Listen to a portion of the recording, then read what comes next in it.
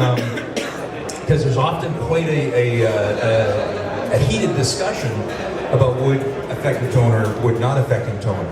And to be honest, no matter what your opinion is, you're both right. It just depends on where you're listening.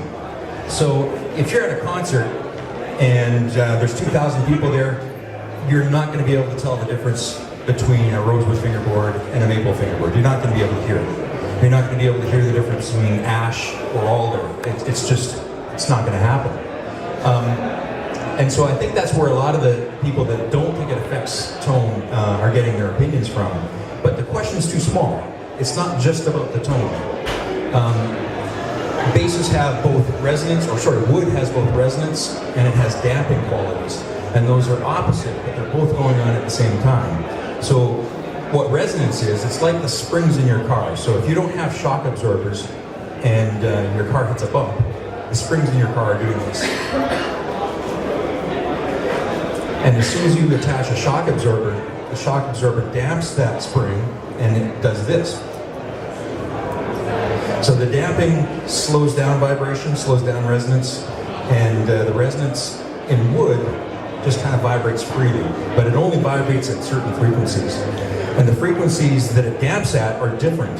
And so some of that energy that is being damped out of the wood is just turned into heat through friction, or some of it is being pushed into the resonant properties. So the wood doesn't actually amplify the tone, it just sort of resonates with it, with the vibration of the strings, or it sucks the life out of the strings. And I'm sure you've all had a bass where when you played it, it felt like it was fighting you.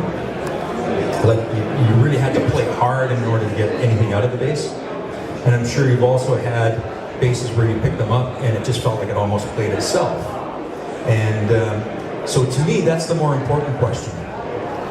How does the wood affect the bass? How does it make you feel when you play?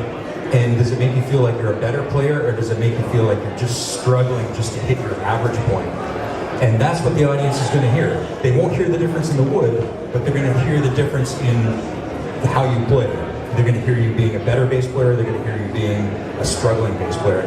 I don't know about you, but I don't know anybody who wants to come across as being a struggling bass player. I mean, it's hard enough to stand up in front of an audience, let alone have your bass kind of not working with you. So it's kind of a partnership. Now,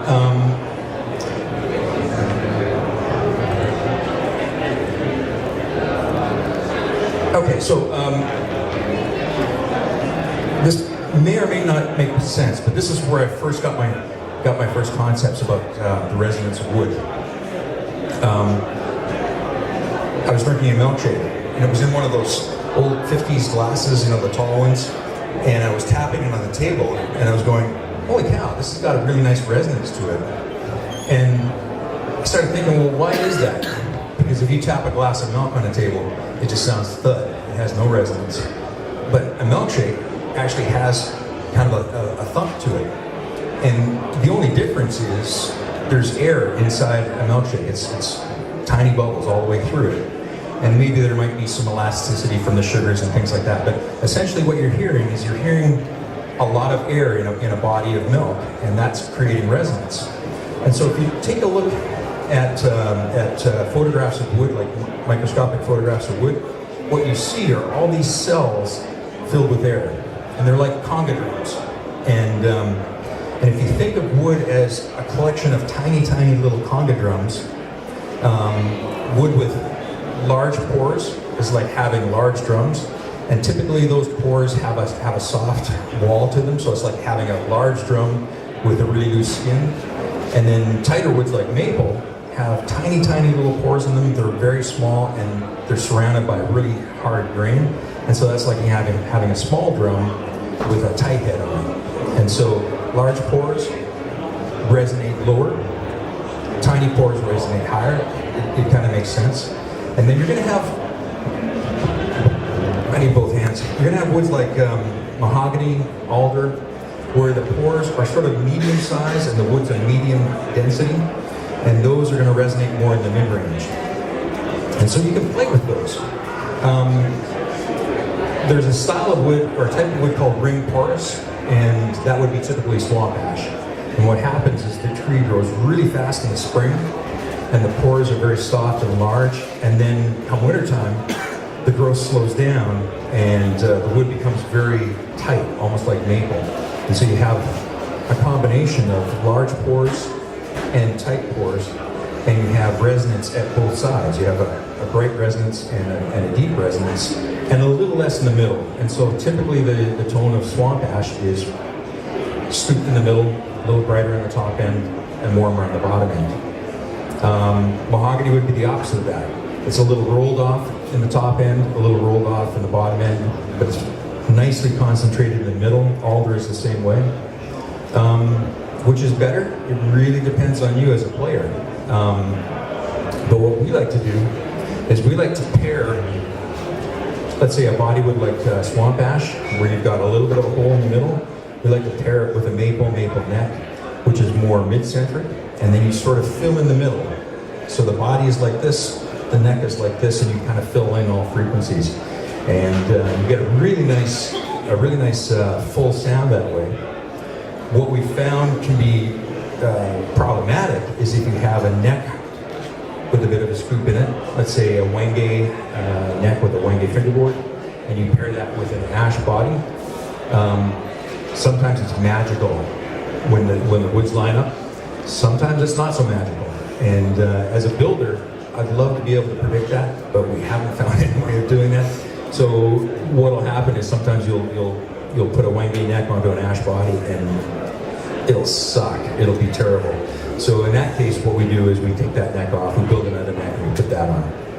And if we still can't get it right, then we'll actually call up the customer and say, "What would you think about a maple neck on this base?" And so a lot of it is trial and error, but in the end, it really just comes down to how does it feel? How does it feel? How does it feel? How does it sound to your ears? And it really depends on how you want to play. So somebody who wants to play melodically, needs a lot of sustain, they're going to need harder woods. They're going to need a tighter construction. Somebody that plays more funky and needs a quicker decay, all that sustain is kind of getting in your way. You want a bass where the tone kind of dies away a little bit quicker and has a faster tap. And in that case, doing things like just loosening the neck bolts a little bit. Can you just flip your bass over? So normally you'd want these as tight as you can get them without crushing the wood. But if you have too much sustain and you want a faster decay, then just loosening those neck screws. Not much, maybe an eighth of a turn, maybe a quarter turn max, just enough to just loosen up the instrument a little bit so that it can vibrate and then damp more of that sustain away. You can do it on the bridge as well, although I would start with the neck bolt. We've experimented with loosening the tuners a little bit. Haven't found that made as much of a difference. It's mainly in the neck joint itself. That's one of the things I like about bolt-on necks, is you can mess around with things like that. You can change the dynamics of how your bass responds. Nothing against neck-through basses, but we've always been bolt-on guys. And specifically because how much music has been recorded on Fender-style instruments, since the 1950s, 75% of it maybe. So that's one of the reasons why we build bolt-on instruments.